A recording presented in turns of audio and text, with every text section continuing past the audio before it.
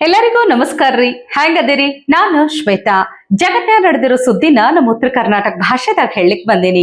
ಮಸ್ತ್ ಚಾ ಕುಡ್ಕೋತ ಖಡಕ್ ಮಿರ್ಚಿ ಮಂಡಕ್ಕಿ ನೋಡಿ ಕುಂದ್ರಬೇಡ್ರಿ. ಮತ್ತ ನಮ್ಮೆಲ್ಲಾ ವಿಡಿಯೋಸ್ಗಳನ್ನ ಲೈಕ್ ಮಾಡ್ರಿ. ನಿಮಗೇನ್ ಅನಿಸ್ತದ ಕಮೆಂಟ್ ಮಾಡ್ರಿ.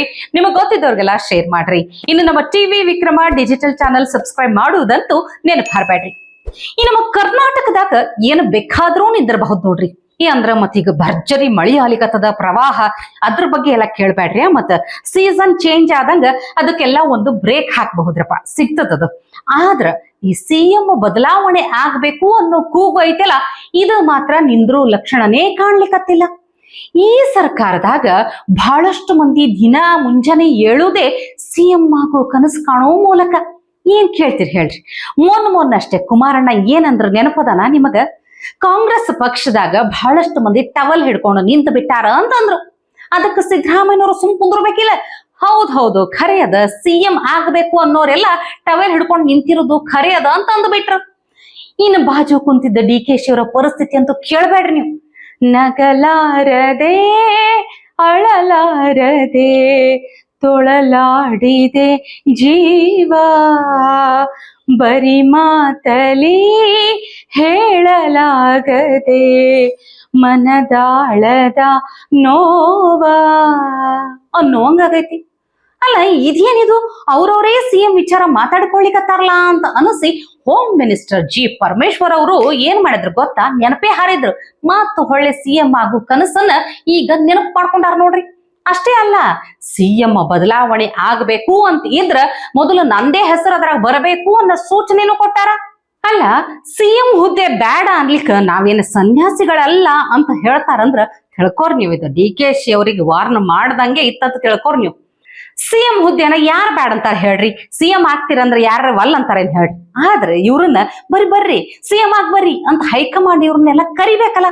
ಅಲ್ಲೈತಿ ಸಮಸ್ಯೆ. ಈ ಮೊದಲೆಲ್ಲ ನೋಡ್ರಪ್ಪ, ದಲಿತರೊಬ್ರು ಸಿಎಂ ಆಗ್ಬೇಕು ಅಂತ ಕೂಗು ಕೇಳಿಸ್ದಾಗೆಲ್ಲ ಮೊದ್ಲೆಲ್ಲ ಹೆಸರು ಬರೋದೇ G. ಪರಮೇಶ್ವರ್ ಅವ್ರದ್ದಾಗಿತ್ತು. ಆದ್ರೆ ಈಗೀಗ ಅದು ಸ್ವಲ್ಪ ಚೇಂಜ್ ಆಗ್ಯದ. ಅವ್ರ ಹೆಸರು ನೆಕ್ಸ್ಟ್ ಲಿಸ್ಟಿಗೆ ಹೋಗ್ಯದ. ಫಸ್ಟಿಗೆ ಅವ್ರ ಹೆಸರು ಬರೋದು ಹೈರಾಣ ಐತಿ. ಯಾಕಂದ್ರ ಮಲ್ಲಿಕಾರ್ಜುನ ಖರ್ಗೆ ಅವ್ರು ಈಗ ಪವರ್ ಸೆಂಟರ್ ಆಗ್ಬಿಟ್ಟಾರ. ಹಿಂಗಾಗಿ ದಲಿತರೊಬ್ರು ಸಿಎಂ ಆಗ್ಬೇಕು ಅಂತಂದ್ರ ಮೊದಲು ಮಲ್ಲಿಕಾರ್ಜುನ ಖರ್ಗೆ ಅವರ ಹೆಸರೇ ಕೇಳಿಸ್ತದ. ಹಿಂಗಾಗಿ ಪರಮಣ್ಣ ಅವರು ತಮ್ಮ ಹೋಮ್ ಮಿನಿಸ್ಟರ್ ಕೆಲಸನ ಸರಿಯಾಗಿ ಮಾಡ್ಕೊಂಡು ಇರ್ಬೇಕಾಗ್ತದಂತ ನನಗನ್ಸ್ಲಿಕ್ಕತ್ತದ ನೋಡ್ರಪ್ಪ. ಅಲ್ರಿ ಸರ್, ಒಂದು ಮಾತು ಹೇಳ್ತೀನಿ ಕೇಳ್ರಿ.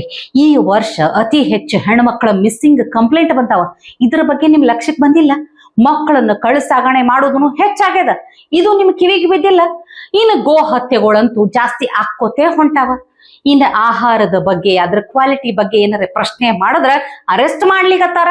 ನೋಡ್ರಿ, ಈ ಪರಿಸ್ಥಿತಿ ಬಂದ್ ಬಿಟ್ಟದ. ಇದ್ ಯಾವ್ದು ನಿಮ್ ಲಕ್ಷ್ಯಕ್ಕೆ ಬಂದಿಲ್ಲ ಏನ್ ಹೇಳ್ರಿ ಸಾಹೇಬ್ರ? ನನಗನಸ್ತದ ನೋಡ್ರಪ್ಪ, ಒಂದ್ ಕೆಲ್ಸ ಮಾಡ್ರಿ. ಈ ಸಿಎಂ ಆಗೋ ತನಕ, ಸಿಎಂ ಆಸೆ ಇಟ್ಕೊಂಡಿರಿ ನೀವು, ಬೇಡ ಅನ್ನಂಗಿಲ್ಲ. ಸಿಎಂ ಆಗೋ ತನಕ ನಿಮಗ್ ಕೊಟ್ಟಿರೋ ಇಲಾಖೆ ಐತಲ್ಲ, ಅದು ಇಡೀ ಇಂಡಿಯಾದಾಗೆ ಮಾದರಿ ಆಗ್ಬೇಕು. ಆ ತರ ನಿಮ್ಮ ಕ್ಯಾಮೆ ನೀವು ಮಾಡ್ಕೊಂಡಿದ್ರಿ ಅಂದ್ರ ಯಾರಿಗ್ ಗೊತ್ತಿರಿ, ಮುಂದೊಂದು ದಿನ ನಿಮ್ಮ ಲಕ್ ಚೇಂಜ್ ಆದ್ರೂ ಆಗಬಹುದು ಅಂತ ಹೇಳ್ತೀನಿ ನೋಡ್ರಪ್ಪ. ಇನ್ನು ನಮ್ಮ ಬೆಂಗಳೂರನ್ನ ಬ್ರಾಂಡ್ ಬೆಂಗಳೂರು ಮಾಡ್ತೀನಿ ಅನ್ನೋ ಪ್ರಾಮಿಸ್ ಮಾಡಿ ಅಧಿಕಾರಕ್ಕೆ ಬಂದಂತಹ ಸರ್ಕಾರ ಈಗ ಬೆಂಗಳೂರನ್ನ ಅಧ್ವಾನ ಮಾಡಿಟ್ಬಿಟ್ಟದ. ಯಾಕೆ ಈ ಮಾತು ಹೇಳಕತ್ತೀನಂದ್ರ ಅದಕ್ಕೊಂದು ಕಾರಣ ಐತಿ, ಹೇಳ್ತೀನಿ ಕೇಳ್ರಿ. ನೋಡ್ರಿ, ನಿಮ್ಮಂಥ ಕೆಲಸ ಮಾಡೋರೆಲ್ಲ ಹೆಚ್ಚು ಮೆಟ್ರೋದಾಗೆ ಓಡಾಡ್ತೀವಿಲ್ಲ. ಮೊದಲನೇ ಸಲ ಮೆಟ್ರೋ ರೈಲ್ ಕರೆಂಟ್ ಇಲ್ಲಾರ್ದೆ ನಿಂತೇ ಬಿಟ್ಟಿತ್ತು. ಇದು ನ್ಯೂ ಬೆಂಗಳೂರು ಅಂತಂದ್ರ. ಅಲ್ರಿ, ಮೆಟ್ರೋ ಅಂದ್ರ ಬೆಂಗಳೂರಿಗರ ಪ್ರಯಾಣದ ಮಿತ್ರ. ಟೈಮು, ರೊಕ್ಕ ಎಲ್ಲಾನು ಉಳಿಸ್ತದ. ನಾನು ಹೆಚ್ಚಾಗಿ ಮೆಟ್ರೋದಾಗೆ ಓಡಾಡ್ತೀನಿ. ಎಲ್ಲಾ ಟೈಮ್ನಾಗೂ ಮೆಟ್ರೋ ಭಯಂಕರ ರಶ್ ಆಗ್ಲಿಕ್ಕತ್ತದ. ಈಗೀಗ ಮೆಟ್ರೋನೇ ನಂಬ್ಕೊಂಡಿರುವಂತಹ ಬಹಳಷ್ಟು ಉದ್ಯೋಗಿಗಳು ಬೆಂಗಳೂರಿನಾಗ ಅದಾರ. Time table ಹಾಕೊಂಡಿರ್ತಾರ. ಕರೆಕ್ಟ್ ಈ ಟೈಮಿಗೆ ಈ ಸ್ಟೇಷನ್ಯಾಗ ಹತ್ತಿದೀವಿ ಅಂದ್ರ ಮುಂದಿನ ಸ್ಟೇಷನ್ ನಮ್ದು ಜಾಗ ಏನದ, ಈ ಟೈಮಿಗೆ ಗ್ಯಾರಂಟಿ ತಲುಪಿ ಬಿಡ್ತೀವಿ ಅಂತ ಲೆಕ್ಕಾಚಾರ ಹಾಕೊಂಡೆ ಮೆಟ್ರೋ ಏರ್ತಿರ್ತಾರ. ಆ ಟೈಮಿಗೆ ನಾವು ಕೆಲ್ಸಕ್ಕೆ, ಆಫೀಸಿಗೆ ತಲುಪಬಹುದು ಅಂತ ಲೆಕ್ಕ ಹಾಕೊಂಡಿರ್ತಾರೆ.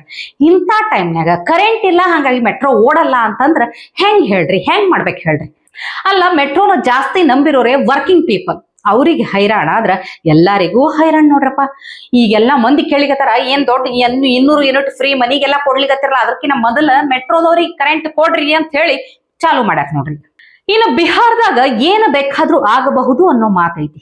ಅಲ್ಲಿ ಅಂದ್ರ ಕಳ್ಳತನ, ದರೋಡೆ ಎಲ್ಲ ಬಹಳ ಕಾಮನ್ ಆಗ್ಬಿಟ್ಟಾವ್ ನೋಡ್ರಪ್ಪ.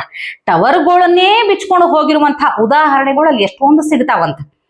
ಈ ರೋಡ್ ಸೈಡ್ ಕಂದಕ ಇರೋ ಕಡೆ ವೆಹಿಕಲ್ ಬೀಳಬಾರ್ದಂತ ಹೇಳಿ ಈ ಫೆನ್ಸಿಂಗ್ ಮಾಡಿರ್ತಾರ ನೋಡ್ರಿ, ಅದನ್ನು ಬಹಳಷ್ಟು ಮನಿಗೊಳದ್ರಾಗ ಕಾಣ್ತಿರ್ತದ. ಈಗ ಮತ್ತೊಂದು ಶಾಕಿಂಗ್ ನ್ಯೂಸ್ ಬಿಹಾರದಿಂದ ಬಂದೈತ್ ನೋಡ್ರಿ. ಏನಂದ್ರ 5 ವರ್ಷದ ಸ್ಕೂಲ್ ಹುಡುಗ ಒಬ್ಬ ತನ್ನ ಬ್ಯಾಗ್ನ್ಯಾಗ ಗನ್ ಇಟ್ಕೊಂಡು ಸಾಲಿಗೆ ಹೋಗಿದ್ನಂತ. ಯಪ್ಪ, ಇದನ್ನ ಕೇಳೇ ನನಗ ಗಾಬರಿ ಆಗ್ಬಿಡ್ತು. ಇದನ್ನ ಇಮ್ಯಾಜಿನರಿ ಮಾಡ್ಕೊಳಿಕ್ ಆಗ್ತದೇನ್ ಹೇಳ್ರಿ ಯಾರ ಕೈಲಿಂದರಿ? ಅಲ್ಲ, 5 ವರ್ಷದ ಹುಡುಗಂತ ಏನ್ ಅಗದಿ ಏನ ಆಟಿಕೆ ಸಾಮಾನ ತಗೊಂಡ್ ಹೋಗ್ಯಾನ ಅನ್ನೋರಂಗ ಬ್ಯಾಗ್ನ್ಯಾಗ ಗನ್ ಇಟ್ಕೊಂಡು ಸಾಲಿಗೆ ಹೋಗ್ಯಾನಂತ ಕೇಳ್ರಿ, ಎಂತ ಹಣೆ ಬರಿರ್ಬೇಕ. अरे ये प्री प्लान था, मुकेश का जो बेटा है वो प्री प्लान तरीके से इसको मारा गया है। बताइए ना,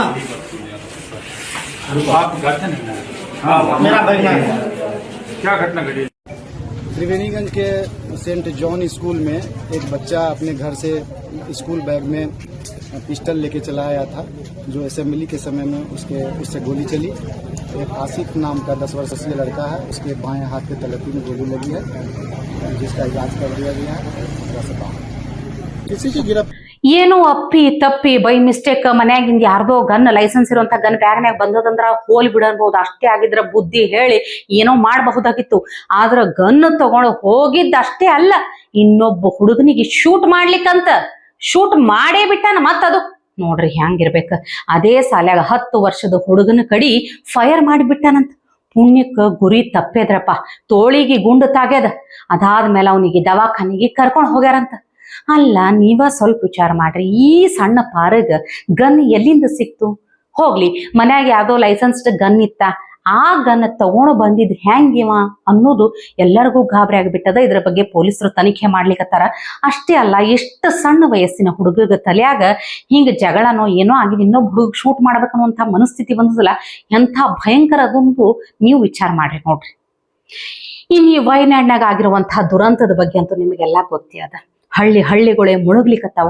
ಗುಡ್ಡ ಕುಸಿತ ಅನ್ನೋದು 100 ಮಂದಿನ ಬಲಿ ತಗೊಳ್ಲಿಕ್ಕತ್ತದ್ರಪ್ಪ. ಇಲ್ಲಿ ಒಂದು ವಿಡಿಯೋ ಅದ ರೀ, ಜಸ್ಟ್ ಒಂದು 40 ಸೆಕೆಂಡಿನ ವಿಡಿಯೋ. 40 ಸೆಕೆಂಡ್ನ್ಯಾಗ ಇಡೀ ಹಳ್ಳಿನೇ ಹೆಂಗ ಮುಳುಗ್ತದ ಅನ್ನೋದನ್ನ ತೋರ್ಸ್ಯಾರ ನೋಡ್ರಿ. ನೋಡಿದ್ರ ಭಾಳ ಮನಸ್ಸಿಗೆ ಹತ್ತದ, ಭಾಳ ಹಾಳಾಗ್ತದ್ರಪ್ಪ.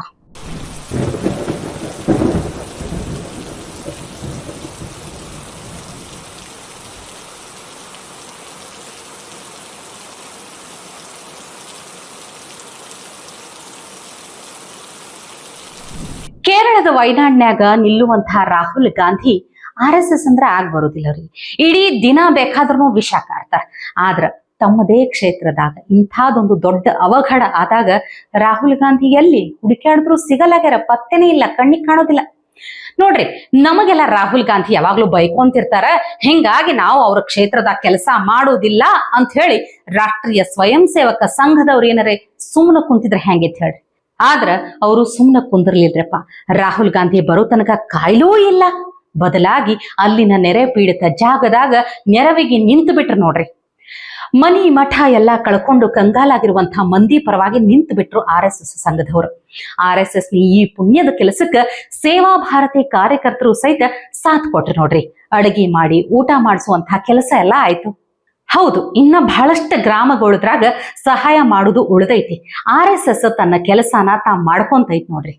ಆದ್ರ ತಮ್ಮ ಕ್ಷೇತ್ರದ ಪ್ರವಾಹಕ್ಕ ರಾಹುಲ್ ಗಾಂಧಿ ಏನ್ ಮಾಡಿದ್ರು ಅನ್ನೋದೇ ಈಗ ಪ್ರಶ್ನೆಯಾಗಿ ಉಳ್ಕೊಂಡಿರೋದು ನೋಡ್ರಪ್ಪ.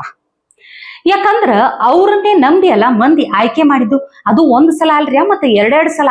ರಾಯ್ಬರೇಲಿದಾಗ ನಿಂತ ಗೆದ್ದ ಮ್ಯಾಲ ವಯನಾಡ್ ಅನ್ನೋದು ನೆನಪೇ ಹಾರ್ಬಿಟ್ಟಾರೆ ನೀವ್ರು ಹೆಂಗಂತ. ಅಲ್ಲ, ಅವ್ರದೇ ಪಕ್ಷದ ಅಫಿಷಿಯಲ್ ಪೇಜ್ನ್ಯಾಗ RSS ಉಡುಪಿಗೆ ಬೆಂಕಿ ಹಚ್ಚುವಂತಹ ಫೋಟೋ ಬರ್ತದ.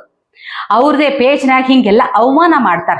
ಇದೇ ದ್ವೇಷ ಏನರೆ RSS ಸಾಧಿಸಿತ್ತು ಅಂದ್ರ ಹೈರಾಣಕ್ ಬೀಳ್ತಿದ್ರು ವಯನಾಡ್ MP ಅಲ್ರಿ ಅಲ್ಲಿನ ಮಂದಿ.